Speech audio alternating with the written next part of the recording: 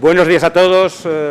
Estamos encantados de que estéis aquí. Gracias también a los profesores del departamento que han sufrido la tortura de un consejo a las 9 de la mañana y están también en masa hoy con nosotros.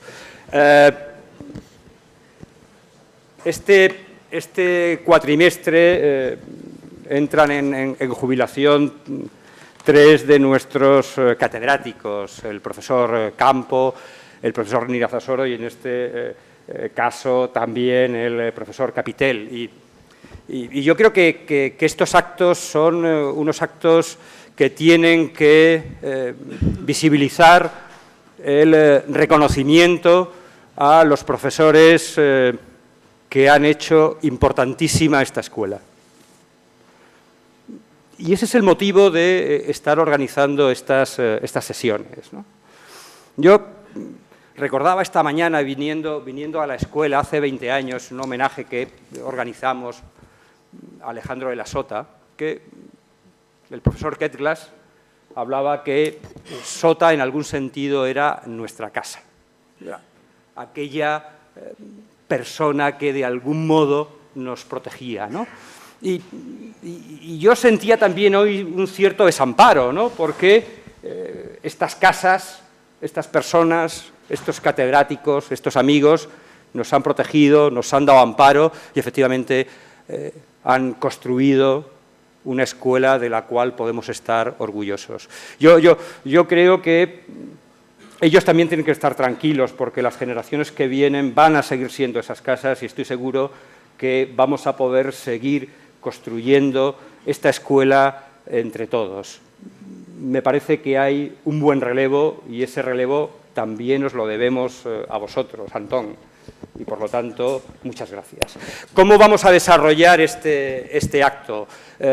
Intervendrá en primer lugar el director de la escuela, el profesor Blanco, inmediatamente el profesor Ruiz Cabrero, de alguna manera hará un laudatio del profesor Antón Capitel e intervendrá inmediatamente el profesor Antón Capitel. Muchas gracias, director. Gracias.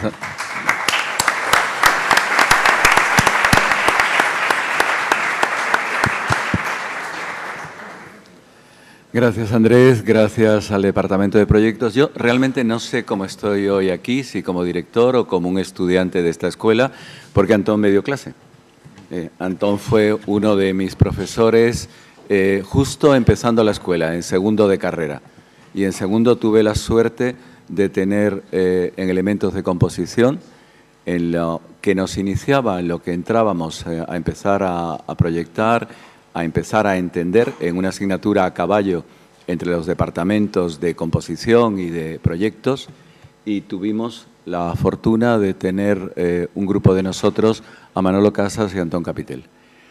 Un curso muy raro, un curso muy especial, un curso en una escuela muy combativa. Estamos hablando del año 74, el curso 74-75, prácticamente el final de una época, y el final de una época que para nosotros no estaba marcada solamente por lo que estaba pasando políticamente, sino por lo que estaba pasando políticamente en arquitectura y por lo que era la tendencia y cómo Rossi estaba impregnando y cómo Antón hacía de profeta de Rossi prácticamente con nosotros, que nos empeñábamos en hablar de eclecticismo por llevarle la contraria. Recuerdo un viaje completamente demencial en el que nos fuimos a todo el norte de Italia, que nos fuimos a ver el Galaratese y vimos los estudios de todo el mundo y vimos las obras de Canali y vimos las obras de Scarpa. En ese viaje con Antón, en ese viaje con Manolo, hay mucha más gente aquí. Javier Ortega estaba también en ese viaje, si mal no recuerdo, muchos profesores y muchos alumnos. Y José Manuel López Peláez estaba también, muchos profesores y muchos alumnos de aquella época que ahora son profesores. Estoy sentado prácticamente con quien yo empecé a dar esa asignatura de proyectos, que fue Antón Capitel, y quien la remató, mi profesor de quinto y director del fin de carrera, Gabriel Ruiz Cabrero, y uno va a hablar del otro. Por eso digo que no tengo muy claro cuál es mi papel y sobre todo cuál es mi papel en una escuela en que despedimos a un capitel. Más arquitectónico no puede ser y sobre todo alguien que él y su familia se ha ganado el nombre.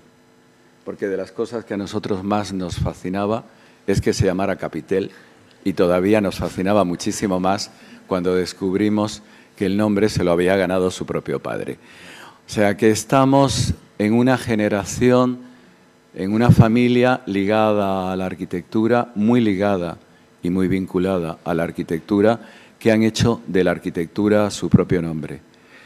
Chinina, no te lo estamos dando de vuelta, porque nos lo queremos quedar también aquí. Yo le he pedido que siga vinculado a esta casa, no solamente como profesor emérito, sino que necesitamos su cabeza, necesitamos su saber, necesitamos su criterio, sobre todo su criterio.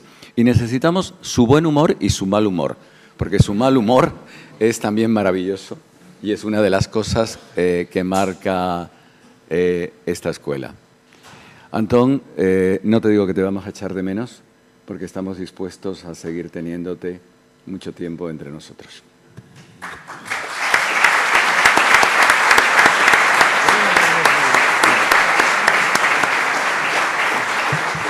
Aprovecho para darle la edición de sus textos críticos en nombre de la escuela y del Departamento de Proyectos que lo ha editado. Muchas gracias.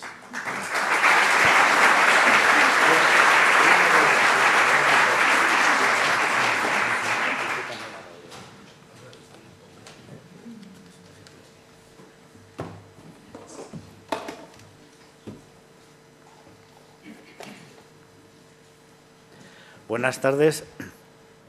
No sé si. Sí. Buenas tardes y muchas gracias a todos los que se han reunido para invitarme, darme la oportunidad de celebrar esta ocasión del tránsito de Antón.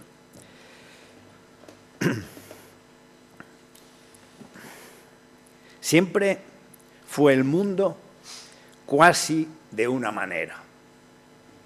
Eso lo escribió Fray Luis de León. La palabra clave de esta frase es ese cuasi que suaviza la sentencia hasta hacerla verdadera, poética y humana.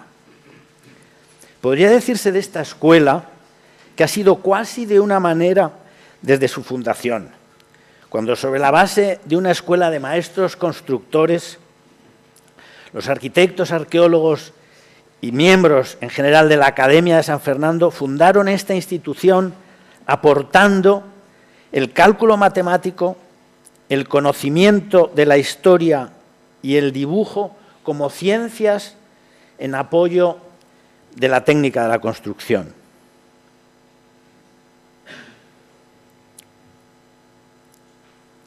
Sin embargo, ese cuasi que he dicho antes nos permite y nos exige diferenciar unas épocas de otras sobre la idea de la continuidad, y esas diferencias son en ocasiones importantes y siempre dignas de estudio.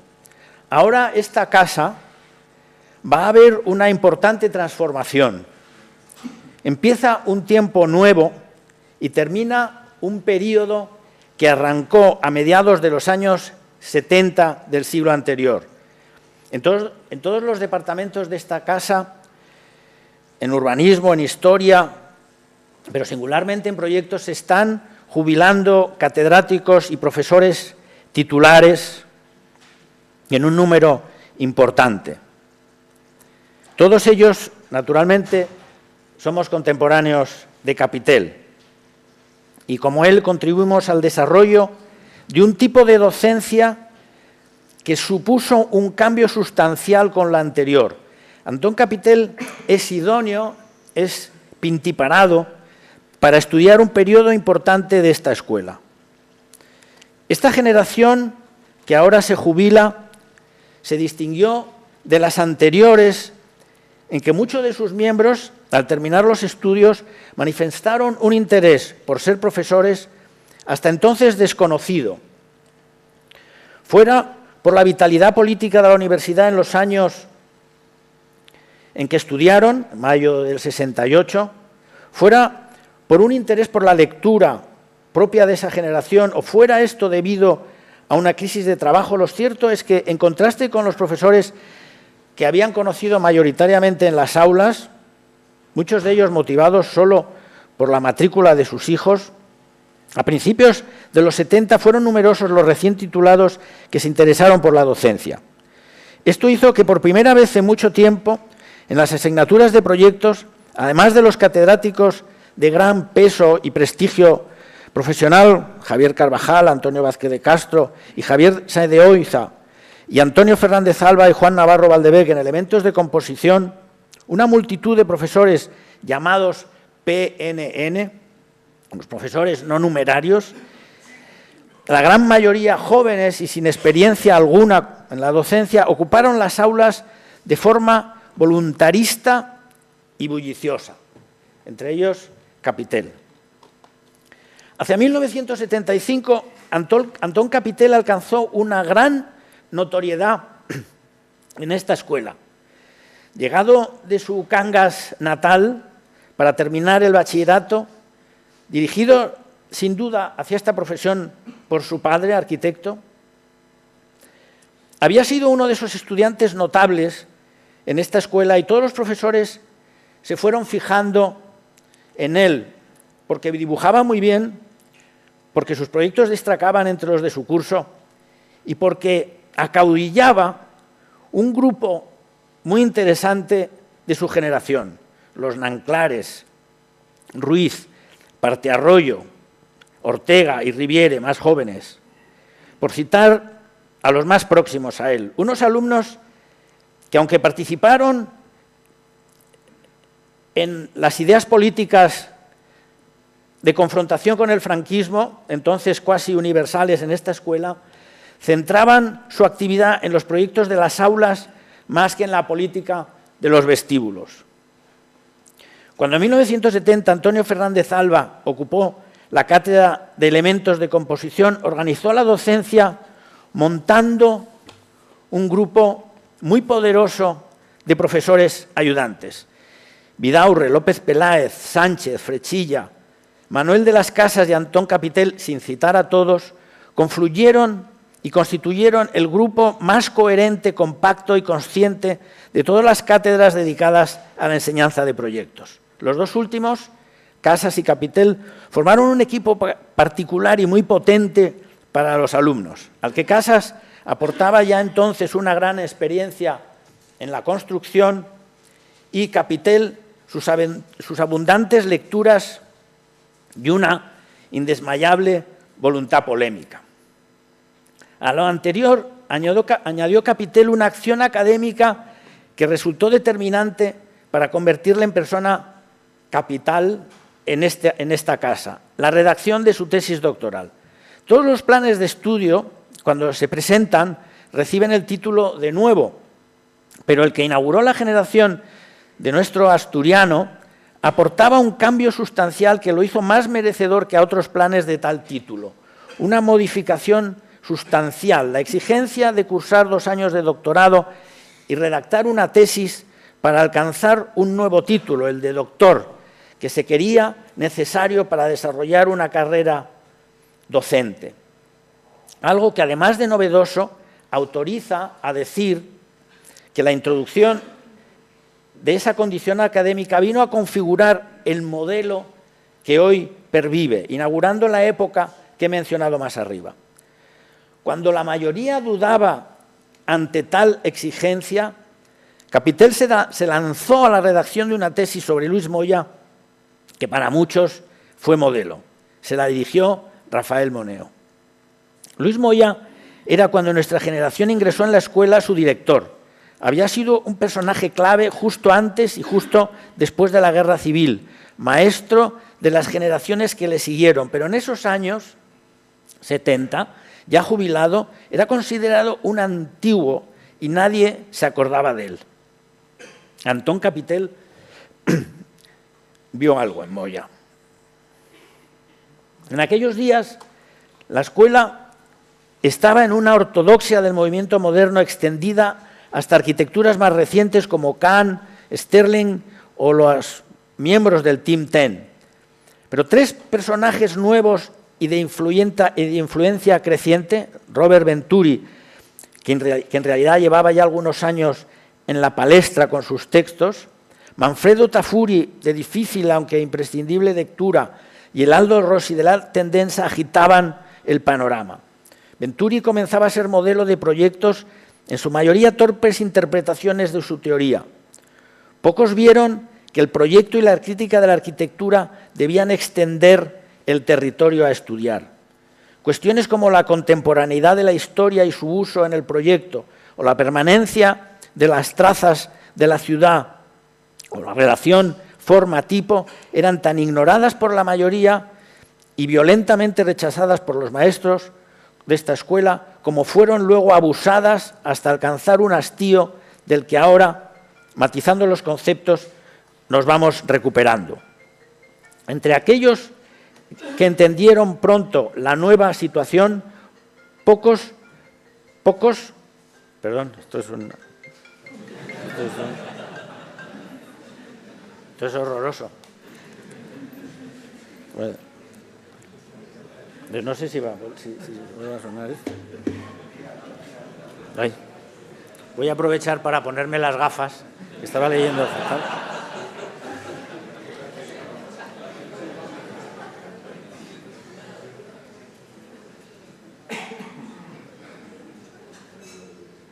Entre quienes entendieron pronto la nueva situación, pocos, Ignacio Solá Morales o el Grupo de Construcción de la Ciudad y el del Carrer de la Ciutat en Barcelona, Garay y Nazasoro en San Sebastián y en Madrid, Rafael Moneo, Carlos Ambricio, Antón Capitel, Enrique Perea y su socio, y pocos más, todos los que he mencionado empezaron a relacionarse entre sí y con los de fuera, que arriba he mencionado, en tertulias y cenas que acabaron en consumos y madrugadas que hoy serían políticamente incorrectas. Todos aportaron obras construidas o escritas que se influían inmediatamente. Antón Capitel, con su texto sobre Luis Moya, hizo varias cosas de importancia. Mostró cómo se hace una tesis de arquitectura, recuperó a uno de nuestros arquitectos recientes más determinantes, que era un eslabón perdido de nuestra historia próxima, y ensanchó el campo crítico de nuestro arte, escribiendo muy bien. Con esta tesis doctoral y con las clases que daba junto a Manuel de las Casas, se convirtió en una referencia de esta escuela y en el impulsor principal de un grupo numeroso de proyectos y estudiantes a los que acaudilló en empresas comunes de éxito y ambición.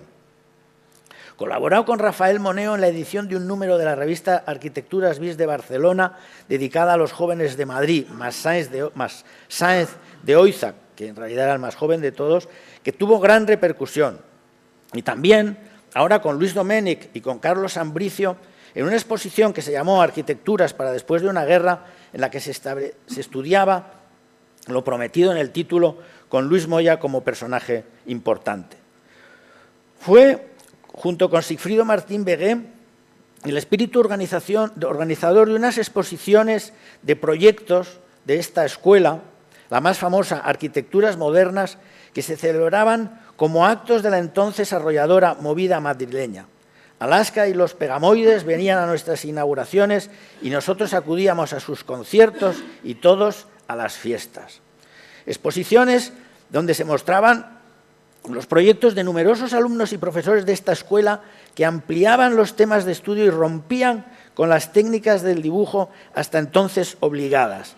La línea negra del Rotring 01 cedió el paso a todos los colores de la paleta, en acuarelas, lápices, óleos y pasteles que irrumpieron para quedarse y fueron el inicio de la manera actual de dibujar. Nos acompañaban en la aventura pintores como Guillermo Pérez Villalta, Carlos Fons o Juan Navarro Valdebec. Muchos de los alumnos de entonces están entre los más valiosos profesores de ahora, y solo citaré a los que faltan: Moreno Mansilla, Miralles y Martín Begué. Y también fue Capitel impulsor principal en la recuperación de un instrumento crítico perdido, las antiguas tertulias madrileñas. Con este fin se rehabilitó intelectualmente el entonces marginal Bar Chicote de la Gran Vía, al que entonces solo acudían etairas de solera, convirtiéndolo en el lugar al que todos los arquitectos de interés que pasaban por Madrid estaban obligados a acudir.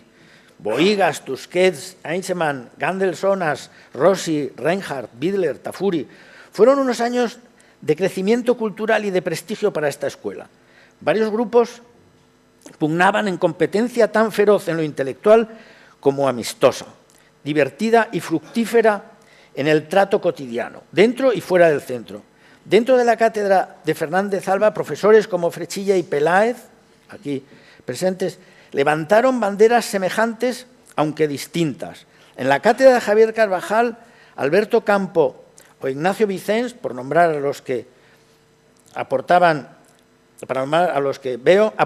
posiciones diferentes con éxitos semejantes. Los de Sáenz de Oiza éramos muy próximos y los de Vázquez de Castro, según. Si pienso en Andrés Perea, estaban más lejos. Si pienso en Pedro Casariego y en Mariano Bayón, estaban al lado. Parecíamos todos muy distintos y no lo éramos. Pensábamos separados y avanzábamos juntos. Muchas otras posiciones determinantes ha tenido Antón Capitel en la arquitectura madrileña. Ha sido por 2 veces director de la revista Arquitectura y miembro de redacción de otras como Pasajes, siempre en momentos determinantes. Pasajes que dirigía Hernández de León. Ha sido jefe del Servicio de Arquitectura de la Dirección General de Bellas Artes en un momento determinante de la misma. Fue subdirector de investigación, doctorado y posgrado en esta escuela. Ha construido numerosos edificios y restaurado obras importantes, habiendo ganado un premio Europa Nostra por su trabajo en el Monasterio de la Rábida. Pero el territorio en el que más se ha distinguido ha sido el de la academia. Ganó por oposición en 1989 una cátedra de proyectos en la Escuela de Valladolid y en 1991 la ganó en Madrid.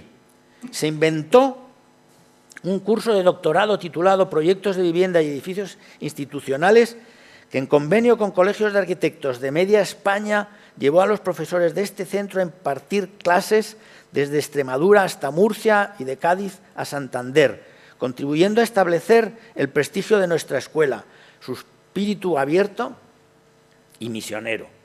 Ha sido invitado en las escuelas importantes de arquitectura y América, destacando una prolongada relación de varios años como profesor invitado en la Facultad de Arquitectura de la Universidad de Bolonia, donde profundizó en el conocimiento de la arquitectura italiana por la que siempre tuvo gran debilidad.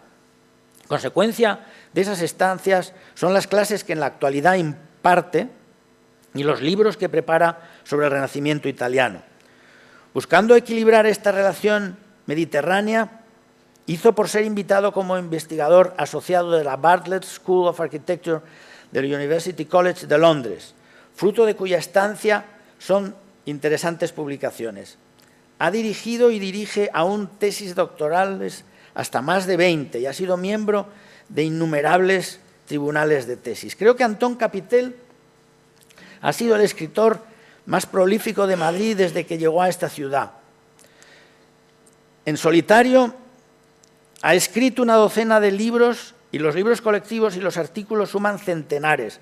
Solo subrayaré algunos textos suyos que considero los más importantes. Metamorfosis de monumentos y teorías de la restauración, un libro tremendamente influyente hasta hoy, siendo de 1988, libro que yo he oído citar a restauradores y arqueólogos como el Metamorfosis.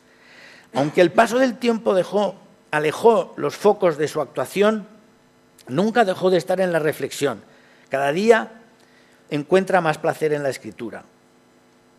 Cada poco escribe un libro. Citaré Las formas ilusorias de la arquitectura moderna, del 2004, La arquitectura compuesta por partes, del 9, La arquitectura como arte impuro, del 12, La arquitectura de la forma compacta, del 16.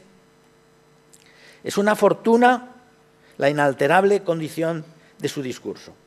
Podría haber escrito él, Antón Capitel, podría haber escrito el famoso soneto 76 de Shakespeare, que leeré medio en inglés, medio en castellano.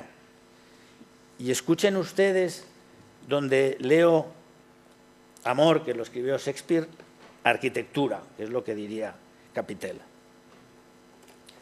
Why is my verse so barren of new pride, so far from variation or quick change? Why my right I still all one of the same, and keep invention in a knotted weed?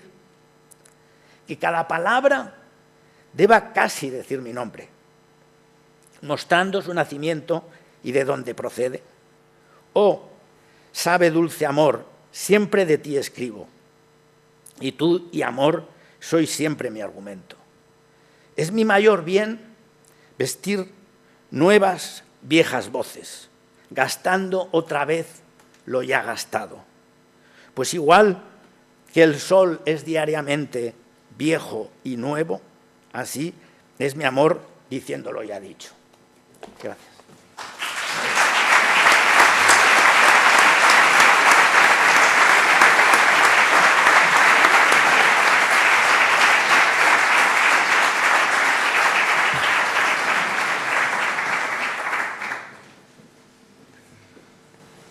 Muchas gracias.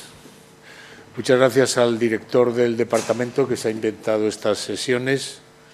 Muchas gracias al director de la escuela que ha tenido la gentileza de presidirlas. Muchas gracias a mi amigo Gabriel por esta lujosa presentación que no merezco, pero bueno, ya busqué yo un amigo para que hablara bien de mí. Y vamos a empezar la clase. Aunque yo no sé ahora qué tengo que hacer. Aunque como esto iba de personal, vamos a dar un toque personal antes de la estricta clase.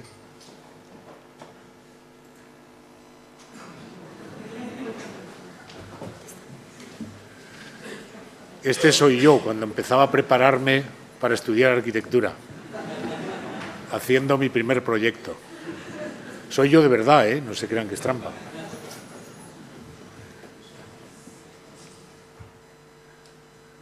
Y este soy yo también a la izquierda cuando empezaba a los primeros años de los 70 y a la derecha los últimos de los 70. Cuando, también soy yo, no me parezco nada, pero les aseguro que soy yo. Bueno. El basamento como instrumento de proyecto. Esta es una lección o clase, no sé si será magistral, ustedes lo dirán luego, que no he dado nunca. Y que a lo mejor pues, se puede convertir en algo más, quizá un libro corto, lo que sea. Vamos hoy a darla de una manera relativamente resumida. Y empiezo por uno de los edificios mejores del mundo, Santa María del Naranco, que está en Oviedo. No lo saco aquí porque esté en Oviedo, que es mi patria, digamos, sino porque es uno de los edificios mejores del mundo. Y en su característica principal está el tener basamento. Tiene un basamento con los usos secundarios que lo eleva para mejor mirar, porque es un belvedere, sobre el cual se alza una maravillosa sala que tiene dos belvederes, uno al este y otro al oeste. Entre este basamento y la sala principal no hay conexión. No hay conexión, hay un plano horizontal, inconexo entre unos y otros.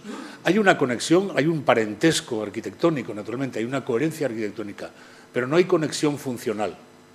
Se cree que esto era un pequeño palacete del rey Ramiro II. Entonces no se estimaba mucho el funcionalismo, no importaba tener que bajar abajo a dormir una vez haber disfrutado de la sala, no importaba, incluso estaría lloviendo, pero no importaba. El funcionalismo en la antigüedad no importaba. Pero este edificio pues, genera, de algún modo, esta arquitectura basamental y compacta que se distingue por esta situación de tener debajo los usos secundarios, debajo pues, las habitaciones, el baño, una habitación, arriba la gran sala, de modo que esa gran sala no tuviera interrupción ninguna en el suelo, ninguna.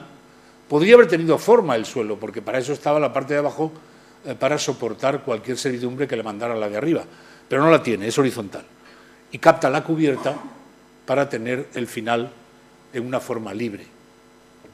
Estamos aquí definiendo, digamos, un tipo de actuación muy importante que se genera con este edificio del siglo IX, aunque mi amigo Fernando Nanclares dice que es anterior, que fue restaurador de este edificio y dice que es anterior, que es tardorromano. No sé si esto será o no verdad. Las dos plantas muy semejantes, pero que funcionalmente se ignoran, es decir, la escalera está fuera, como vemos en esa planta,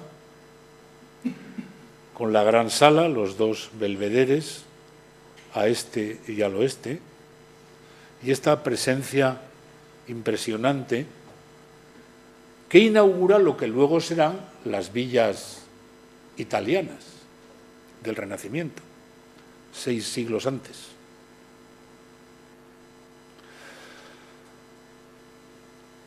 Y que tiene tanta importancia en el interior como el exterior, que está tan absolutamente cuidada la importancia del espacio interior, que como vemos se aprovecha de la cubierta para poder tener bóveda, y tiene un suelo continuo en el que no ha de aparecer ni siquiera la escalera para no quitar ninguna cualidad a ese espacio principal.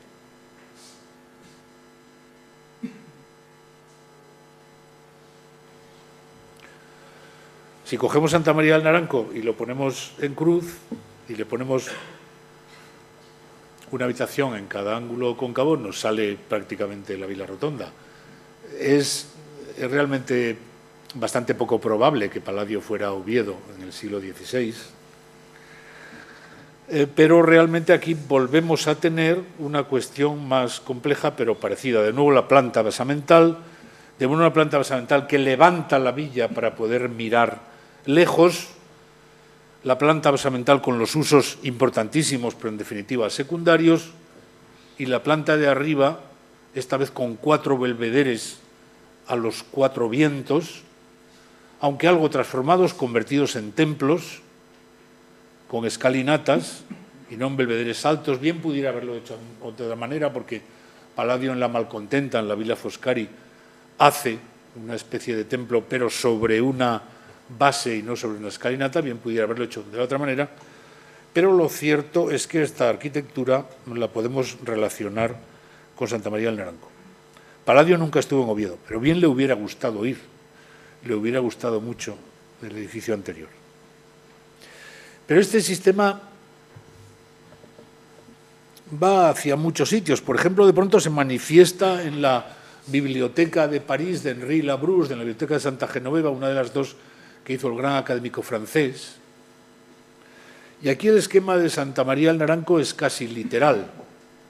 Una planta basamental para elevar la de arriba, que contiene los servicios, y una planta principal, la sala de lectura, abovedada, pero con doble bóveda, que también tiene el suelo completamente continuo, de modo que no estorbe absolutamente nada esa planta principal, y por lo tanto tiene la escalera fuera. La escalera se ha superpuesto, como ven ustedes, en la planta detrás. Aunque aquí ya existe el funcionalismo y para llegar a esa escalera pues se penetra por ese gran portal que vemos en la planta de abajo, que nos conduce a la escalera.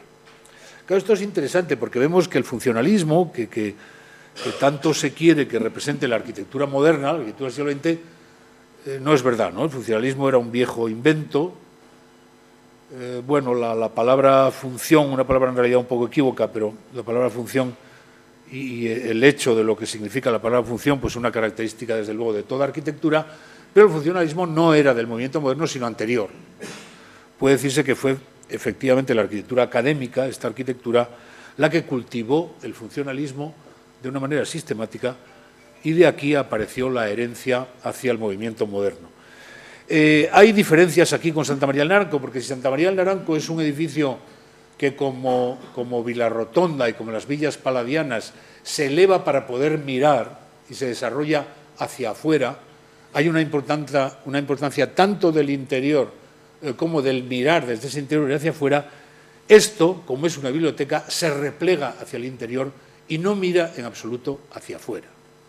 Recibe la luz desde fuera, una luz alta, una luz cenital, una luz que no permite las vistas, y se convierte en un elemento completamente interior, dándonos aquí un subtipo diferente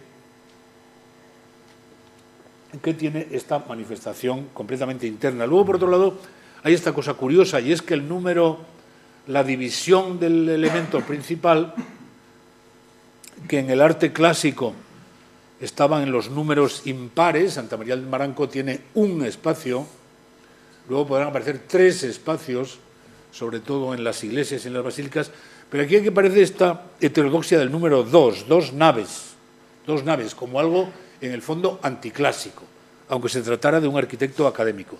Aquí hay 2 naves con las columnas en el centro, se divide el espacio principal en 2, bien es cierto que las columnas de acero son tan livianas que esto no significa ninguna obstrucción de ningún tipo, pero se genera, como vemos bien tanto en la foto como en la sección, esta división bipartita que es anticlásica. Y aquí tenemos el edificio, este edificio compacto, absolutamente compacto, que lleva detrás la escalera porque no se ve desde la ciudad, y esta sección estupenda que nos habla del número 2, que nos habla del basamento, que nos habla de la condición completamente interna y de la iluminación cenital. Pero Santa María del Naranco, claro, Santa María del Naranco fue un edificio que tantas veces se pensó en imitarlo y tantas veces se proyectó. En Asturias, a lo largo del siglo XX, ha sido común pensar en que Santa María del Naranco podía ser una espléndida casa. Y conozco arquitectos que la proyectaron, aunque no conozco ninguna edificación. Pero aquí, en Madrid, y para Toledo, los hermanos Casas, Manuel de las Casas y su hermano Ignacio, no sé si está presente, y Jaime Lorenzo, su socio, construyeron para la familia Magariños una casa en un cigarral que recogía la idea de Santa María del Naranco. Es decir, la verdadera casa, la casa funcional, la casa llena de servicios, está debajo, la planta que vemos abajo, y encima de ese podio se sitúa las salas. El esquema de Santa María del Naranco se ha invertido, el belvedere está en el medio y hay 2 salas de tamaño diferente, probablemente por las vistas, no lo sé exactamente, pero sé que esto es una inspiración en Santa María del Naranco porque yo entonces trabajaba con Manuel de las Casas en la escuela y aunque ya no lo recuerdo, quizá incluso tuve yo alguna cierta influencia en esta imitación. También lo quiero poner aquí, esa especie de serliana, también es una manifestación de que nadie se sienta engañado, que esto es un producto de Santa María del Naranco, pero también lo quiero poner aquí para hacer un homenaje a mi gran amigo Manuel de las Casas, que falleció ya hace más de 3 años, con quien yo trabajé muchísimo tiempo aquí en la escuela, alguna vez en la profesión, y a quien debo bastante.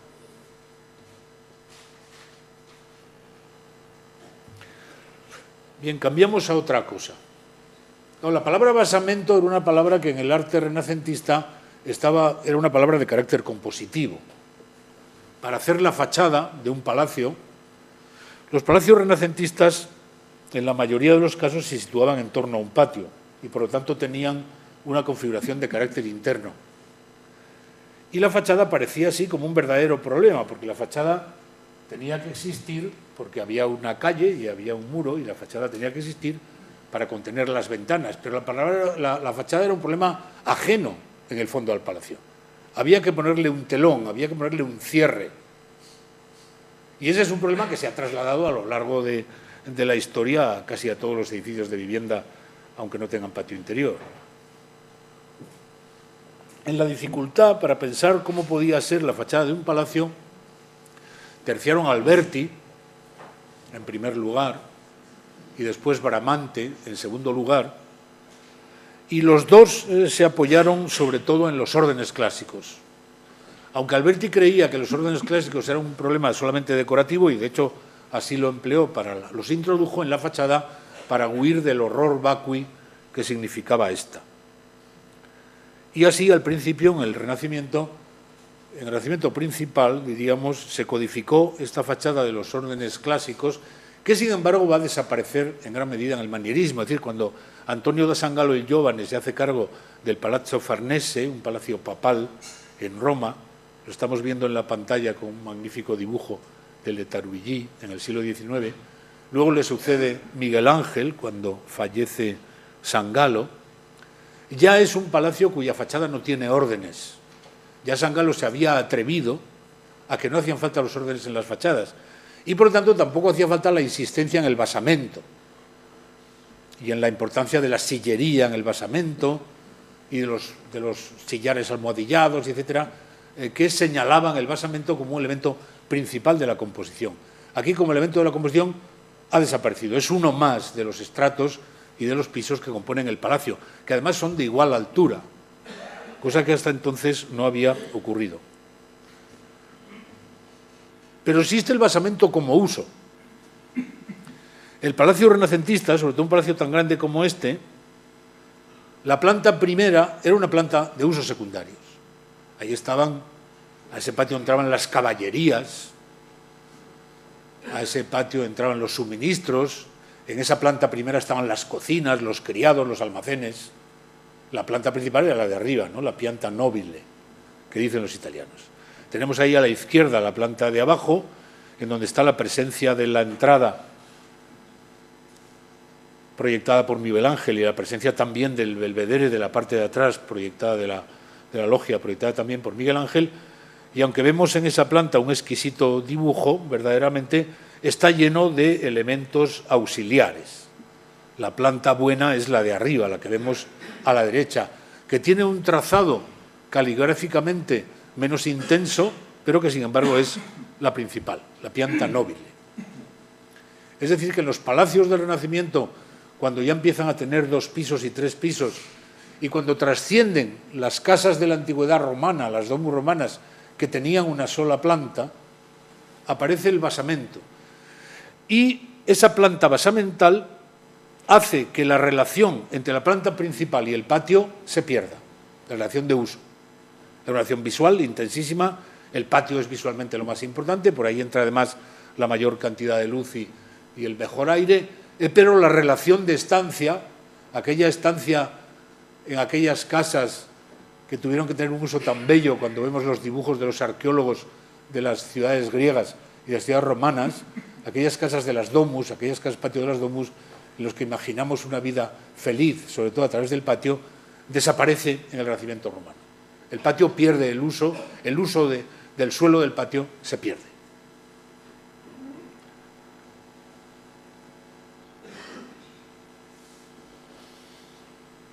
Modernamente, las principales casas compactas y que tienen mucha importancia el basamento son las de Adolf Loos, sobre todo las dos más importantes, la de Praga y la de Viena. En este caso vemos la de Praga con sus 4 plantas. La planta que tenemos a la izquierda es una planta basamental. Eleva la casa hacia arriba y recoge toda una serie de usos. Vean ustedes lo desordenada que es, porque recoge toda una serie de usos puramente funcionales, almacenes, garaje, lugar de calefacción, lo que sea, utilizando eso de un modo sistemático. Y eleva la planta primera, que es la que vemos en la segunda posición de la izquierda, que es la fundamental, donde están las estancias. Pero ya aquí aparece una cuestión fundamental y es la utilización del basamento, la utilización abusiva por parte de la planta principal del basamento. La planta basamental ya tiene ahora que soportar las servidumbres que le manda la planta principal. Ya no hay horizontalidad. La horizontalidad está arriba. La horizontalidad se ha cambiado. Ya esta casa, la planta principal de esta casa no domina la cubierta, porque está debajo, y arriba tiene una planta de dormitorios. Esa planta de dormitorios exige la horizontalidad y la libertad se pasa, la libertad que veíamos en Santa María del Naranco o que veíamos en Santa Genoveva de la Brust, se pasa al suelo. La planta principal puede tallar el suelo como quiera, aunque acepta el techo horizontal. Y de hecho, en esta hermosísima casa, vemos que debido a esa facilidad, debido a esa libertad, se diseñan uno de los interiores más bellos que hizo el movimiento moderno. Estamos viendo a la izquierda la principal estancia y estamos viendo cómo los otros elementos estanciales, el comedor, etcétera, se asoman a este principal y utilizan el suelo para tallar el espacio.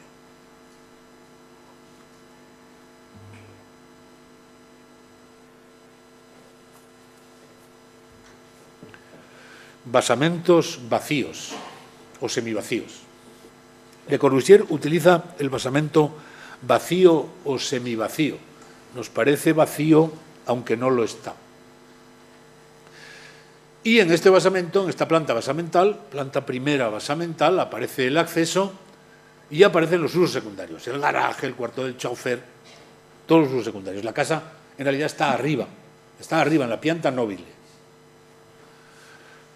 Y de hecho, Le Corbusier, que utilizó la arquitectura, que observó, que analizó la arquitectura tradicional y concretamente la arquitectura clásica con muchísimo detenimiento, y eso le permitió inventar la arquitectura moderna, eso le permitió ser el principal inventor de la arquitectura moderna, tuvo que observar esto que yo decía antes, que los palacios del Renacimiento habían perdido la relación entre los espacios principales y el patio.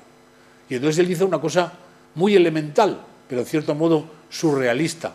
Llevó al patio al primer piso, llevó al patio a la pianta nobile, que es lo que hizo en Ville-Savoie, que es lo que estamos viendo aquí. No estamos viendo el patio, pero bueno, conocemos muy bien esta casa. Es en realidad una casa-patio que está arriba, patio y estancia, esta vez directamente relacionados, y también es una casa muy curiosa porque es una casa-patio y es a la vez una villa. Es una villa porque tiene una planta basamental y se levanta para el mejor mirar. Es una villa, como eran las villas de Palladio. Y de hecho se llama villa, le pusieron el nombre de villa. Villa, dicho en italiano además, Villa Savoie, este era su nombre. Pero al mismo tiempo era una casa-patio.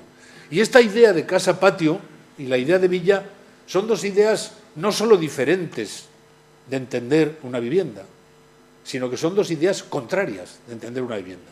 Le Corbusier era suficientemente habilidoso e inteligente para hacer que estas dos ideas contrarias de hacer arquitectura conviven en una sola casa. La casa es una villa y al mismo tiempo es una casa-patio. Y así configuró pues, este arquetipo universal, una de las obras más importantes del siglo XX y de la historia de la arquitectura, que los arquitectos conocemos tan bien y que también nos gustaría volverla a edificar, ¿no? Aunque no lo hacemos.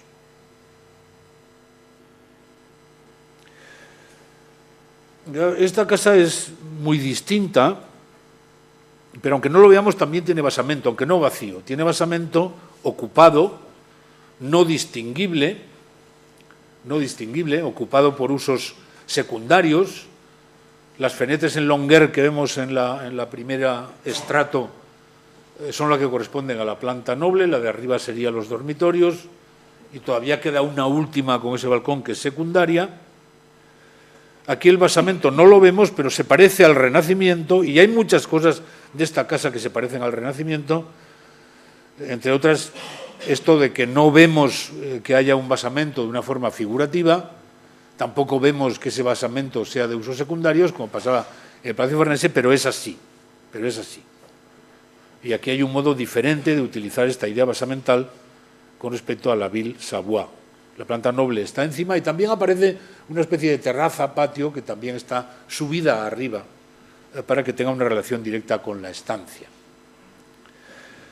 No, pero al pensar en esta casa, pensé en enseñarles esto que conocerán, ¿no? Cuando Goran Seal, el gran biógrafo de Alvar Aalto, le dedica 3 libros espléndidos a Alvar Aalto, este es el del medio, Los años decisivos, ilustra la portada con una foto que hizo Aino Aalto, la mujer de Alvar Aalto, porque fueron juntos, Aino y Alvar hicieron muchos viajes juntos antes de la Segunda Guerra Mundial, y uno de ellos fue a visitar la Villa en Garches de Le Corbusier. Y cuando Aalto, que es este señor del sombrero, está mirando la casa, ahí no por detrás, le saca una foto y se le ocurre torcerla. Se le ocurre modernizarla, se le ocurre hacer un chiste neoplástico con la foto, ¿no? Y este chiste neoplástico pues le gusta a Goran Schill y la pone en la portada. Pero claro, Aalto no estaba mirando la casa inclinada. Ahí no interpreta bien aquí a su marido. Aalto está haciendo lo contrario, Aalto está pensando, creo yo que está pensando algo así como: hay que ver el suizo este, lo bueno que es, que ha hecho una casa absolutamente moderna, pero con una serenidad y unas proporciones clásicas impresionantes. Eso es lo que está pensando más o menos Aalto. ¿Por qué lo sé? Pues lo sé porque he estudiado mucho Aalto, pero lo sé porque él la imitó. Aalto, 20 años después, cuando hizo el Instituto de Pensiones de Helsinki, que es un edificio bastante complicado, pero que tiene una primera cabeza de una fachada rectangular relativamente pequeña, que forma el fondo de perspectiva de la calle por la que accedemos a este instituto, ahí hizo un poco más grande, exactamente, la imitación de Villa en Garches como fachada, pero en ladrillo visto. Por eso lo sé, lo que estaba pensando.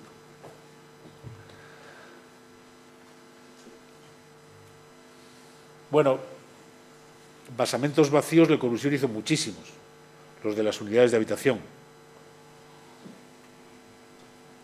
Un barco varado.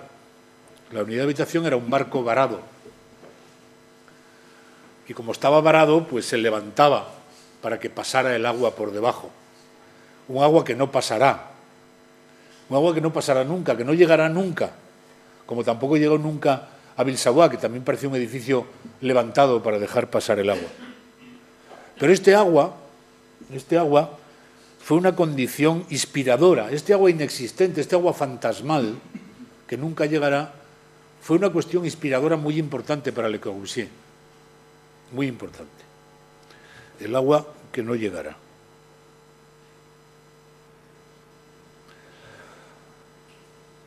A Le Corbusier, los dominicos le encargaron un convento en Francia, La Tourette. Y él, que no era católico, o bueno, que desde luego no lo era, no sé si estaba bautizado o no en algo, pero les prometió a los frailes hacerles un convento tradicional, y lo hizo. Hizo un convento en torno a un patio, con 3 crujías que están compuestas por las celdas de los frailes y una 4ª crujía que ocupa el templo. Pero ese claustro no tiene suelo. Y está cruzado por 2 pasarelas inquietantes para poder llegar al otro lado.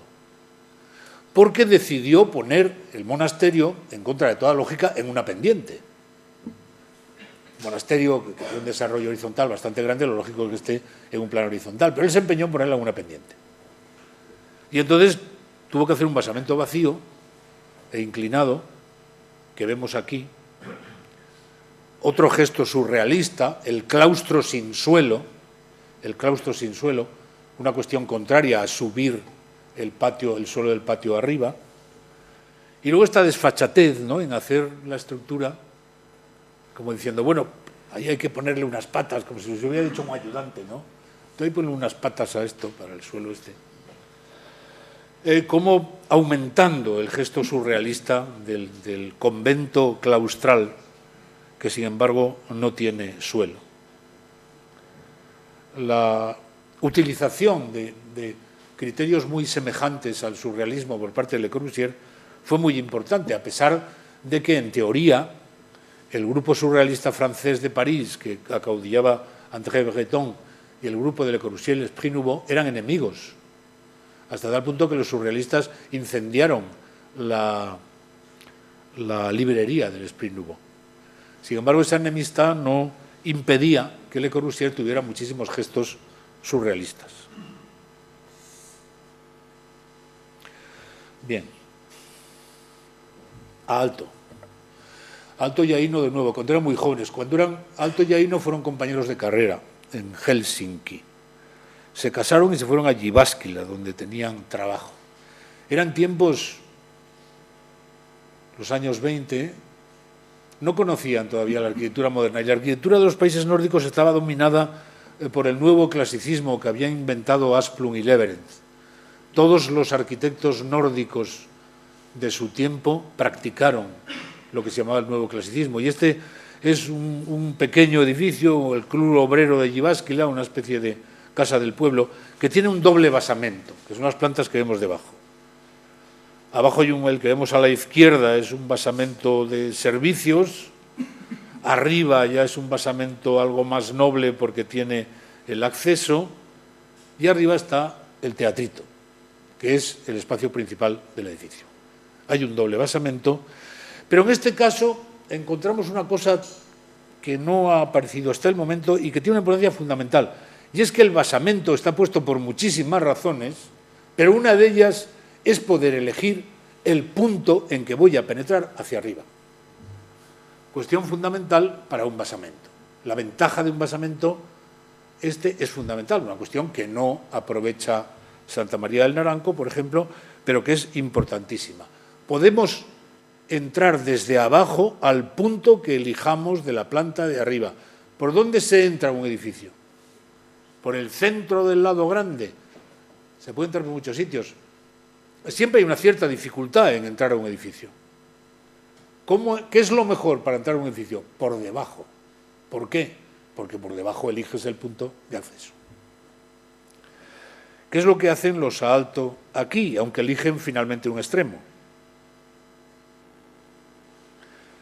Y aunque el edificio, el teatrino, que vemos ahí en la sección, en realidad ni aprovecha el basamento para que su suelo no sea horizontal, que es horizontal completamente, ni aprovecha la forma de la cubierta. Sí está arriba para poder tener ese acceso por el punto que interesa, sí tiene una gran altura, como corresponde, pero no aprovecha la facilidad que le da captar la cubierta y tener el basamento debajo en función de una libertad formal que no quiere tener. El edificio no es muy interesante, pero es interesante este tema de poner la escalera en el punto en que queramos porque entramos por debajo. Cosa que va a ser importantísima para la Biblioteca de Viipuri de Alto, uno de los edificios, digamos, más importantes y conocidos de él. Cuando Alba Aalto lo explica, cuando estaban replanteándose la Biblioteca de Viipuri porque ganaron un concurso y se retrasó, y entonces la arquitectura moderna iba tan deprisa que dijeron, bueno, esto no puede ser así, tenemos que hacerlo de otra manera, y estaban pensando en cómo iban a hacer esto. Él decía que la inspiración de la idea que contenía el edificio, le llegaba cuando dibujaba, se ponía a dibujar de cualquier manera, sin pensar en nada, y él sabía y confiaba en que iba a aparecer allí un dibujo que contenía la idea. Y entonces hace este dibujo que representa la naturaleza, ¿no? Con estas terrazas, estas montañas, esta montaña con elementos planos, que unos están abajo y otros están arriba, y luego dibuja el sol, pero lo dibuja elíptico, y luego repite el sol elíptico, lo repite otra vez y otra vez. Y luego ya se queda mirando el dibujo y dice, esto podía ser la sala de lectura de la Biblioteca de Viipuri. Es decir, un espacio que tiene un suelo a muy distintos niveles y que está iluminado por un sol que se repite en el firmamento, un sol mágico que se repite en el firmamento. Y aparece la Biblioteca de Viipuri, que tiene también un doble basamento, o un basamento y medio. En la planta de abajo vemos la principal, en donde están las oficinas y la sala de lectura. En la planta del medio vemos la de abajo del todo, en donde están las instalaciones, los almacenes de libros y la biblioteca infantil, que es este elemento que hay aquí. Y en la planta intermedia, donde está la entrada, y donde vemos que ya aquí aparece una parte que es la sala de lectura, Y esta entrada nos conduce a un punto en el que elegimos cómo penetramos desde abajo a la sala de lectura. Es decir, que la idea aquella de Jyväskylä, muchos años antes, en aquella arquitectura tardoacadémica no muy interesante, contenía esa idea de poder penetrar y acceder desde abajo por el punto que quisiéramos. Y vemos aquí cómo la sala principal, la sala de lectura, que lo vemos mejor en la sección longitudinal, en la parte de abajo, vemos cómo la sala de lectura hace lo que quiere con el basamento, lo que quiere. Utiliza absolutamente la libertad que el basamento le da. Hay una parte que baja mucho, porque él quiere que sea como ese croquis naturalista que había hecho, quiere que suba y baja el suelo de la biblioteca, baja mucho la sala de lectura principal, que es la que está más abajo, la que vemos a la izquierda, dejando que solo hay en ese punto una planta basamental, pero la planta basamental es doble, como vemos en la sección de arriba, por el otro lado, y también en la derecha de la sección de abajo, porque ahí sube también la sala de lectura, y vemos en realidad la forma de llegada desde abajo para salir prácticamente en el medio donde te va a controlar el bibliotecario. Es decir, capta la cubierta y hace lo que quiere con ella, y además capta el suelo y hace lo que quiere con él. Aquí es uno de los edificios, ahora veremos algunos otros, que utilizan completamente la libertad doble de arriba y abajo para modelar el espacio principal, utilizando la cubierta y abusando, diríamos, de la planta de servidumbre, de la planta basamental. Bueno, y sale esta sala tan maravillosa y tan conocida para nosotros, que representa el aire libre. Porque ese croquis será el aire libre. Y esta sala de lectura, siendo una sala completamente interior, que no se asoma al exterior en absoluto, por ningún punto, sin embargo representa el aire libre. Un lugar al aire libre de un terreno que sube y baja, que está iluminado por el sol, que mágicamente se ha repetido en el firmamento. Y como digo, es un elemento estrictamente interior. Solo tiene luz por arriba, una luz cenital, que además en este caso la luz cenital está estrictamente en el techo, no está en los laterales altos, sino que está estrictamente en el techo.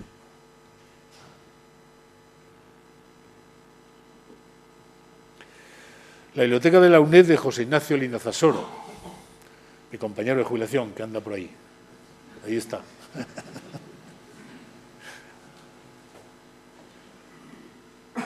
Es una biblioteca. No se parece mucho a la biblioteca de Viipuri, pero algo tiene, algo tiene. Tiene una doble planta basamental, hay un sótano, un semisótano, luego está la planta basamental, que es la de acceso, y en esa planta de acceso se elige el punto en que penetramos hacia arriba. Además, el interior de la biblioteca se cierra hacia el exterior, no absolutamente del todo, porque tiene unos pequeños huecos auxiliares, pero se cierra casi por completo, formando un espacio interior, un espacio sagrado. La biblioteca es un edificio sagrado, porque es el edificio de la sabiduría. Fíjense ustedes que en el Escorial, para entrar por el itinerario procesional dedicado tan solo al rey, cuando se entra se pasa por debajo de la biblioteca, es decir, por debajo de la palabra, de lo sagrado. Y este edificio con la biblioteca es sagrado y por lo tanto es interior, absolutamente interior. No debemos atender al exterior desde una biblioteca y está también iluminado cenitalmente. Ese hueco que vemos arriba no pertenece a la biblioteca, es un espacio de cafetería o algo así. Vemos unos huecos pequeñitos que aumentan la iluminación, pero que no permiten ver el exterior. Y vemos el interior, en donde el espacio se sacraliza con esa forma monumental y se ilumina con luz cenital.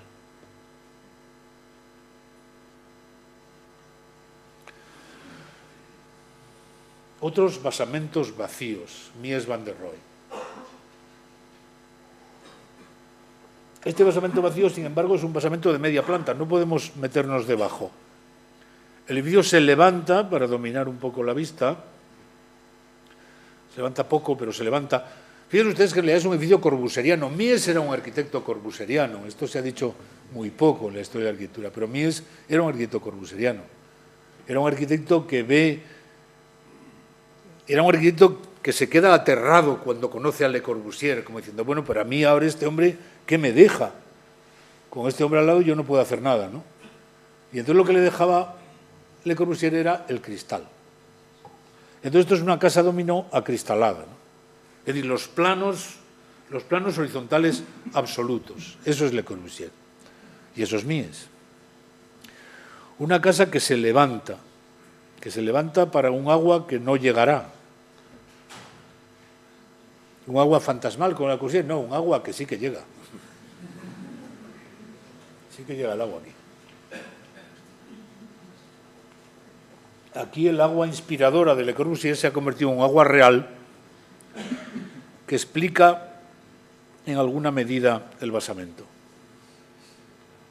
Luego Mies hará muchas plantas basamentales con el mismo sentido que los arquitectos que hemos ido viendo, es decir, con el sentido de disponer de un elemento completamente horizontal, con el objetivo de disponer de la cubierta, aunque de la cubierta solo va a obtener el ser la última parte del volumen, porque no la utiliza como forma, sí como altura. Y en este edificio, el Crown Hall, esta gran jaula completamente acristalada, sostenida por una estructura en forma de pinza que la recoge y que tiene un espacio completamente diáfano, en donde solo hay una escalera para bajar abajo, porque el basamento pues está el resto del programa, ¿no? El resto del programa es una escuela de arquitectura, el resto del programa está debajo. Y arriba, es decir, que Mies utiliza mucho esta idea que vuelve a hablarnos de Santa María del Naranco, la planta de abajo como utilización de los usos secundarios sistemáticos y la planta de arriba solemne, vacía, perfecta. Esto está aquí. Otras veces utiliza basamentos macizos, como en Berlín, la última de sus grandes obras.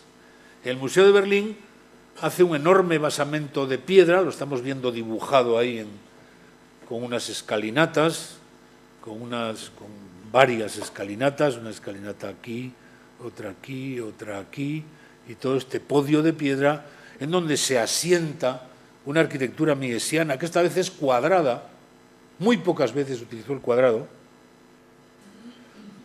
esta vez es cuadrada, y la estructura va idéntica en los dos sentidos del espacio, una obsesión de Mies, que en general no se resolvía fatal, porque la estructura suele ir, bueno, aquí tenemos en los dos sentidos, pero bueno, porque es una estructura un poco falseada por esta iluminación.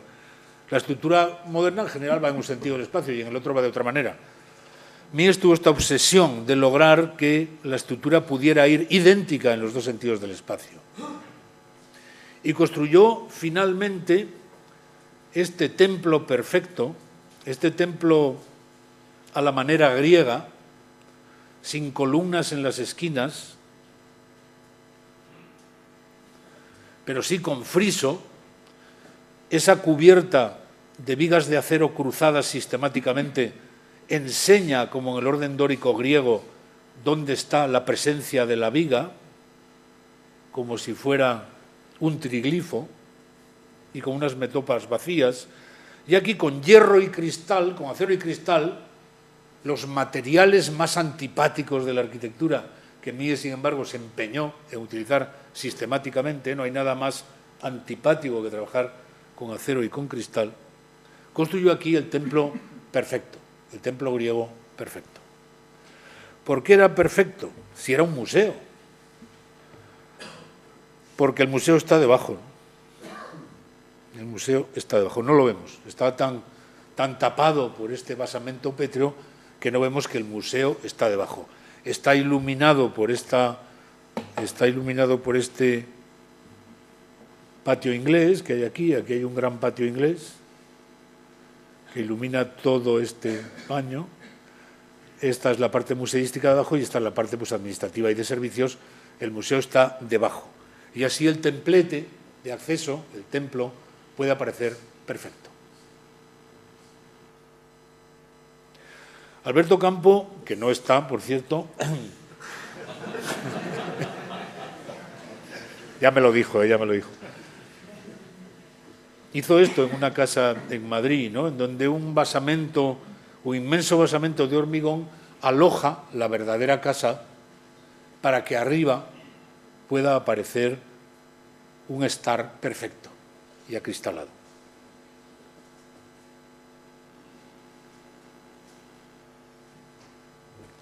La Casa Blas en Madrid de Alberto Campo, que también se jubila conmigo.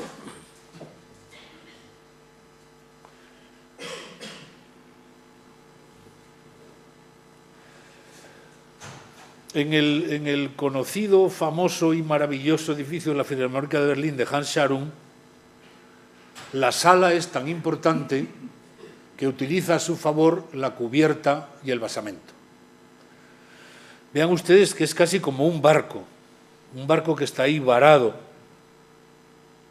Y los basamentos, el basamento, que se divide como en dos partes, a la derecha tenemos, es como si hubieran hecho un concurso entre dos constructores, ¿no? Para varar este barco en el puerto, para sostenerlo, un constructor ha decidido hacerlo con unas soleras horizontales repetidas, que es la parte de la derecha, y otro constructor ha decidido resolverlo con unas tornapuntas que hacen que el barco se equilibre por esa parte. ¿Por qué es así? Porque a la derecha tenemos el mundo del trabajo y a la izquierda tenemos el mundo del placer. A la izquierda están aquellos que van al concierto, a la derecha están aquellos que trabajan para el concierto. De ahí que la arquitectura refleja, por funcionalidad lógica, pero también simbólicamente, esa cuestión, ¿no? El mundo del trabajo pues es un mundo completamente racional y geométrico que divide los elementos, no vemos la planta, pero también se puede ver así, y el mundo del placer es un foyer. Es un foyer que aprovecha perfectamente, o sea que el gran barco, el gran auditorio, domina el basamento. Pero el basamento de la parte de los que van al concierto utiliza a su favor el barco para obtener un foyer muchísimo más, espacialmente mucho más importante y atractivo. Es decir, la servidumbre se convierte en virtud. Esto es lo que Scharoun nos da. La planta es tan compleja que, como está a punto de perder su forma, le pone un eje de simetría. Esto es interesante. Es una planta tan compleja, tan liberal, tan informal, tan alejada de lo convencional, que bueno, no nos vamos aquí a perder en esto, vamos a poner un eje de simetría y hacer que esto tenga un cierto orden, no se nos vaya a desmadrar. Y se obtiene pues uno de los interiores más bellos del mundo, ya en los años 50, pero haciendo valer un ideal que era anterior, un ideal expresionista, que era la gran catedral laica, aquella que había soñado Bruno Taut, la gran catedral laica que celebra la música.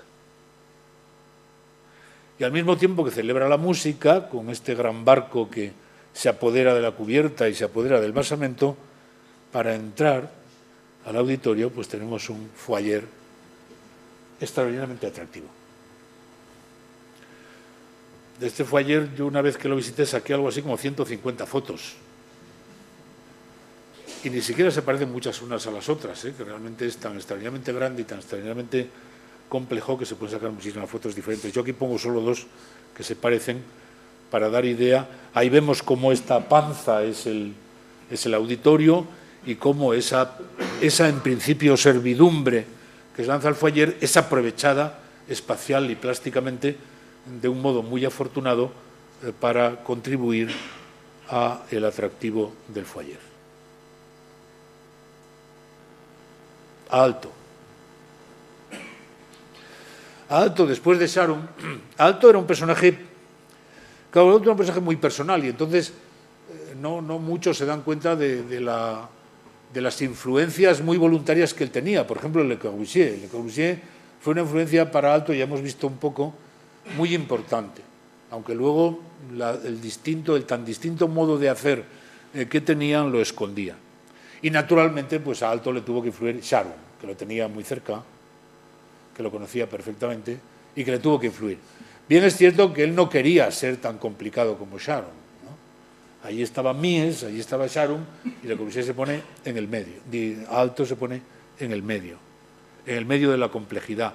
Y de hecho, en la idea de complejidad, podemos decir que en el auditorio de Sharon hay una complejidad que podríamos llamar triple, porque para entender el auditorio tenemos que ver la planta, una sección y la otra.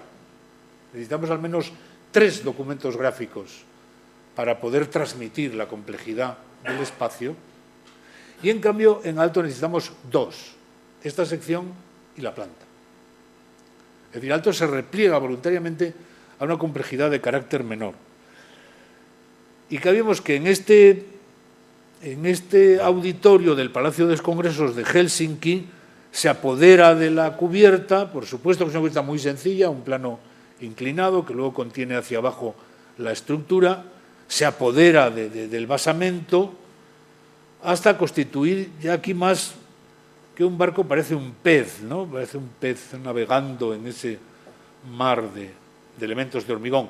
Pero vemos, sin embargo, cómo no hace lo de Sharon. No se aprovecha esa servidumbre del auditorio sobre los basamentos, sino que los basamentos permanecen de manera corbuseriana, es decir, elementos horizontales que como mucho suben o bajan, se repiten, suben o bajan, y a lo mejor tienen algún hueco que aumenta el valor espacial. Pero no hay una doble complejidad, es una complejidad simple de dibujo en planta. Es decir, que aquí el protagonismo del auditorio es un protagonismo que también le concede unos instrumentos formales mayores que al resto del edificio, que tiene unos instrumentos formales de carácter menor. Y el hecho de que le interese tanto el considerar el auditorio como una parte absolutamente principal, la prueba es que lo dibuja repetidas veces. Aquí lo dibuja estudiando la estructura y cómo el espacio se puede prolongar hacia arriba por causas de acústica, descubriendo en parte la cubierta. Aquí dibuja la cubierta con la estructura y esos elementos tendidos que hablan de que ahí hay una permeabilidad mayor. Le hace una maqueta incluso a esa sección tan importante, una maqueta muy bella, por otro lado. Lo vuelve a dibujar ya solo introduciendo el elemento de la estructura que en parte se une al espacio principal. Bueno, demostrando, y naturalmente protagoniza el volumen, ¿no? Como vemos aquí. El auditorio es eso, que asoma por encima de todo el resto del edificio, porque todo el resto del edificio se ha convertido ahora en un basamento. Y esto de obtener, aunque no les voy a cansar a ustedes, que ya empezarán a estar cansados, con más, esto fue muy importante en la arquitectura de Aalto, que el basamento lo elevó enormemente en algunas ocasiones, como hace aquí, en que realmente todo el edificio es un basamento que contiene un teatro. Es un edificio enorme, que se expande enormemente. Esto lo hará también en Alemania, en este centro, en Wolfsburg. Lo hace también en una parroquia importante para Suiza que no llega a construir. Es decir, que todo se convierte en un basamento de una manera sistemática. Yo de memoria, cuando me acordaba del Royal Festival Hall de Londres, edificio que yo utilicé muchísimo cuando estuve viviendo allí, porque es un edificio fantástico, donde puedes entrar a unos grandes salones y tirarte allí el tiempo que quieras sin necesidad de consumir ni siquiera un café, o un té, perdón, porque es Londres. Fue hecho por Leslie Martin, que era el arquitecto subjefe del London Council, el jefe era Robert Matthew, que también, pero Leslie Martin fue el que dirigió este edificio, que se hizo para el Festival of Britain en 1951. Trabajaron con él su jefe Robert Matthew, también Peter Moro, algún arquitecto más. Y es un edificio que fue lo único que se conservó, que lo único que iba a ser conservado del Festival of Britain. Y claro, yo de memoria decía que esto es un edificio altiano o sharuniano, pero resulta que las fechas son anteriores al Palacio de Congresos de Helsinki e incluso a lo de Berlín, pero hace lo mismo, se levanta la gran sala sobre un basamento, hace lo mismo que Sharon en realidad, que probablemente sí que hubiera tenido la oportunidad de conocer, si no el edificio, el proyecto de Sharon, hace lo mismo que Sharon en el sentido de que el gran auditorio utiliza para sí la cubierta, manda las servidumbres que sean necesarias al basamento, pero este basamento aprovecha las servidumbres en un sentido positivo y se convierte en un espacio importante, que es un espacio de un lobby que hay allí, de un foyer, no sé cómo llamarle, monumental, extremadamente atractivo y muy variado, destinado al público. Es un edificio muy atractivo, pero además es un edificio de carácter social, donde puede ir todo el mundo allí a reunirse a lo que quiera, a leer un libro, a charlar con los demás, y puede estarse allí todo el día si quiere. También se podrían hacer muchísimas fotos de este lobby.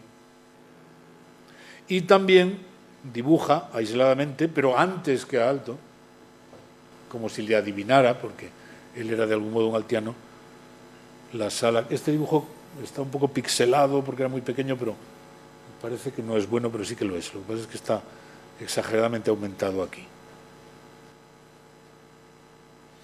Pero bueno, en cualquier caso, sea como fuere, pues tenemos aquí esta trío de auditorios que nos hablan de la utilización de lo basamental. Claro, hombre, algo de contemporáneo tendré que poner. Bueno, pues Colas, el arquitecto contemporáneo más importante es Colas, ¿no? Vamos a poner otro auditorio, el de Oporto. Y claro, realmente cuando uno... Yo conozco muy bien el auditorio de Oporto porque he ido allí muchas veces y se lo he enseñado a varias promociones de estudiantes. La última ya ni quise entrar, porque estaba ya harto de este edificio. Eché a los hombros para adentro y digo, os espero aquí. He ido a un concierto, he cenado en el restaurante, etcétera. Lo conozco muy bien. Y llama mucho la atención, verdaderamente, la falta de interés de Colas por sus antecesores importantes, es decir, concretamente por Sharon y por Aalto, ¿no? Es decir, que él explica que coge una forma que era de una casita o no sé qué, y esta forma la pone en grande y entonces ahí hace el auditorio. Y luego cuando va a poner el verdadero auditorio, el auditorio, entonces se conforma con poner dos muros paralelos. Y luego lo que queda para un lado y para otro, pues lo rellena más o menos de elementos que intentan hacer una cosa de carácter espacial un poco llamativa. Pero al final tiene escaso interés el asunto. Tiene un basamento al cual manda la escasa servidumbre que le envía el auditorio, que no es más que una rampa. No es un auditorio cerrado, hay esta cursilería de abrir los auditorios a la luz, que es una tontería, ¿no? que también Sáenz de Oiza cayó en ella en el auditorio de Santander. Debería de ser cerrado y además no se aprovecha la cubierta porque encima de la cubierta pone otra cosa. Grave error, varios errores, ¿no? Hay que reconocer que a pesar de este método bastante poco satisfactorio, luego logra que el volumen tenga cierto atractivo, a pesar de negarse a relacionarse con el lugar, que también es una especie de extraña chulería que se lleva ahora estos arquitectos, que bueno, muy contemporáneo será, pero es mayor que yo, ¿eh?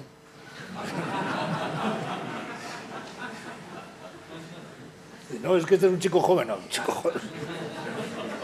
Dios mío. Es decir, para emplear el método tan chusco que emplea, hay que reconocer que el auditorio no está mal. Si hubiera empleado otro método estaría mejor. Mérida. Museo Autónomo de Mérida, Rafael Moneo, que está ahí sentado. Este edificio tiene basamento porque el basamento estaba en el programa, es decir, que es un edificio que se plantea como cubrición con un museo de un enorme solar arqueológico. Luego, por tanto, el basamento aparece como el alojamiento de ese solar arqueológico, que encima tiene un museo que, hablaré solo de lo que representa la sección transversal que vemos ahí, la sección de abajo, que es la longitudinal. No voy a considerar los edificios, los usos auxiliares, que ahora aquí están lateralizados porque el basamento es arqueológico. No voy a hablar del espacio principal que tiene bajo la arqueología. Entre esos dos espacios principales hay también un plano absoluto, un plano horizontal absoluto. Es completamente horizontal, techo de uno, suelo del otro, y no se comunican entre sí, no se conocen. Como Santa María del Naranco, arriba y abajo, estos espacios no se conocen entre sí. Son parientes, porque pertenecen a la misma arquitectura, pero no se conocen entre sí, no se relacionan, no se ven. Y el espacio de arriba, el espacio museístico principal, es un espacio que tiene este suelo horizontal, es decir, no le manda servidumbres al basamento. El espacio de arriba disfruta de la libertad con la cubierta y el espacio de abajo disfruta de la libertad con el suelo. El espacio de libertad de abajo era el suelo, que ya existía, el suelo arqueológico, que es irregular. Tiene un techo completamente plano y el suelo irregular y libre, relativamente libre porque ya existía. El espacio monumental y propiamente museístico utiliza la cubierta con la libertad que quiere, pero acepta esta horizontalidad absoluta del suelo. Y como es un museo, es decir, otro espacio sagrado, como las bibliotecas, está completamente cerrado y no se relaciona con el exterior. No se relaciona en absoluto con el exterior y recibe la luz cenitalmente. Ahí tenemos dos espacios emparentados por ese uso de la estructura, que crea un espacio completamente interior en el que se representa la antigüedad romana. No es como la antigüedad romana, la representa. Tiene la habilidad de representarse con elementos menores, como esto vemos en esta famosa fotografía de Luis Casal, ¿no?, que tantas veces se ha publicado y enseñado. Vemos que se emparentan los dos espacios. Ahí vemos cómo el de abajo tiene el suelo irregular y el de arriba disfruta de la cubierta. Es un edificio que evoca la antigüedad, que la representa con extraordinaria habilidad, pero que no hace historicismo. Y yo creo que es uno de los edificios verdaderamente importantes del siglo XX a escala internacional. Esto me da un poco de vergüenza decirlo delante de Rafael Monea, pero bueno, ¿qué se le va a hacer? Si está ahí, no tengo más remedio. Creo que es la verdad. Y acabo con otro también suyo, por la importancia que tiene el basamento, un museo muy lejano en Estados Unidos, en Texas, en Houston, en donde aparece un edificio que acepta el terreno hasta convertir el edificio en un edificio casi rectangular, tiene un trocito que le quita la condición perfecta del rectángulo, un poco a la manera altiana, ¿no? También Aalto era muy dado a estropear la perfecta regularidad de una figura, pero a los efectos es un rectángulo, tiene un basamento relativamente complejo, tiene un sótano, tiene luego un basamento muy importante que se divide en algunas alturas, pero aquí sí, frente a Mérida o frente a otros casos, aquí sí que la relación directa y espacial entre basamento y planta principal es bastante grande. Por ejemplo, vemos ahí pues este lugar que es el gran vestíbulo, en el que se abre de arriba abajo, vemos aquí un patio, es decir, hay una relación importante entre un espacio y otro. Y además arriba no hay un espacio principal, sino que hay una multitud de espacios principales. Es decir, el museo se divide en pequeños elementos de salones. No es la idea, en absoluto está aquí la idea de planta libre, típicamente moderna, que ha desaparecido y se elimina, pero tampoco es una planta palaciega, tampoco es una planta italiana de palacio o francesa, sino que es una planta que nunca se había hecho, una planta que hace recintos cuadrados de distintos tamaños o rectangulares de distintos tamaños y de distintas proporciones, como vemos en la planta de la derecha, y esos recintos, que son los recintos museísticos, donde va a estar la pintura, sobre todo, o lo que sea, están divididos, son murales, están divididos en elementos singulares y se va pasando de unos a otros para visitar el museo. Están cerrados, naturalmente es un museo, es un edificio sacro y por tanto el exterior desde él no se ve. Y están iluminados por luz cenital, como vemos en la sección, a través de esas linternas. Y siendo un edificio rectangular, una forma compacta, casi absoluta, sin embargo, tiene unas ideas orgánicas metidas ahí, que están compuestas por esa cantidad de espacios que se parecen entre sí, pero que no son iguales. Incluso por esas linternas que se parecen entre sí, pero no son iguales, ¿no? ¿Dónde ocurre esto? ¿Cuándo una cosa se parece entre sí, pero no es igual? En la naturaleza. En la naturaleza. Nosotros, los hombres, somos todos iguales, como dicen las mujeres, pero somos todos iguales, pero no somos iguales, nos parecemos. Es decir, es en el mundo de los seres vivos en donde se produce esta idea de parecido y no igualdad. En el mundo de los seres vivos. De ahí que este edificio tenga en su seno unas ideas orgánicas. Hay más, porque también cuando una forma es idéntica, si crece de tamaño, eso también es la naturaleza. Cuando pasa el tiempo y un joven se convierte mayor, bueno, pues tiene la misma forma, ¿no? El hombre y la mujer tienen la misma forma en todas las edades, la forma no cambia. Es decir, hay aquí muchas ideas orgánicas y también hay una combinación muy importante de simplicidad, que es el recinto, y complejidad, que es cómo se ocupa la parte museística de arriba, y cómo esta parte museística, al estar iluminada por la cubierta, se convierte en una explosión de forma muy compleja en la cubierta, sin dejar de ser controlada por la forma simple del volumen. Y esta explosión, esta sonométrica, vemos muy bien pues todas esas linternas que no son iguales, pero son parecidas. Hay varias especies aquí de animales, ¿no? Porque están las linternas por un lado, hay otros lucernarios que no son linternas, que son distintos. Pero lo importante es que tiene que haber una iluminación cenital porque no hay visión hacia el exterior y esta iluminación cenital se ha de convertir en una especie de inflorescencia muy complicada porque la cantidad de espacios debajo que hay son muchos y pequeños. Y esta explosión exterior, en la parte de la cubierta, se ve mejor en esta foto nocturna, que incluso al quedar ahora las linternas iluminadas por la luz interior, hacen la paradoja de que veamos bien mejor esto en la noche que en el día. Bueno, ¿qué hora es? Y 10. Quería leer una cosa, pero yo creo que ya no da tiempo, ¿no? Ya te descansas. Bueno,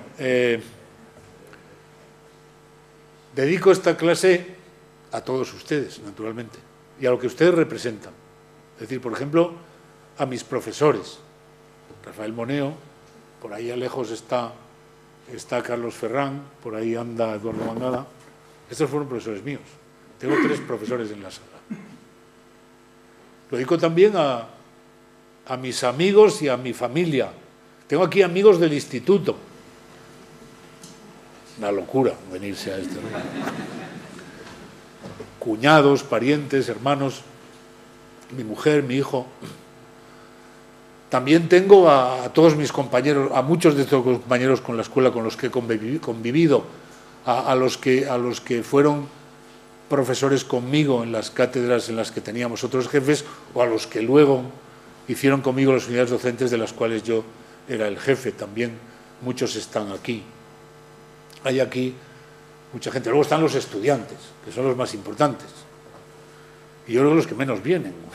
Bueno, los estudiantes son los más importantes. He calculado que he tenido al menos 5.000 estudiantes a lo largo de estos años, 46 años, señores, aquí en esta santa casa. Ya son muchos. Bueno, pues a todos ustedes, si me he olvidado algún grupo, lo siento, les dedico la clase. Muchas gracias.